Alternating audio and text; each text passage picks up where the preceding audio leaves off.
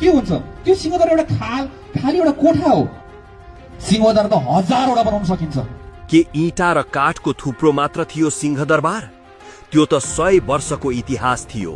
त्यो त हाम्रो स्वाभिमानको मुटु थियो। त्यहाँ ईटा मात्र होइन, देश हुनुको प्रमाण थियो। त्यहाँ काठ मात्र होइन, हाम्रा पुर्खाले रगतले लेखेका ती सन्धि सम्झौता थिए जसले यो देशलाई जोगाएको थियो। त्यहाँ हाम्रो सिमानाको रगतले कोरिएको नक्सा थियो।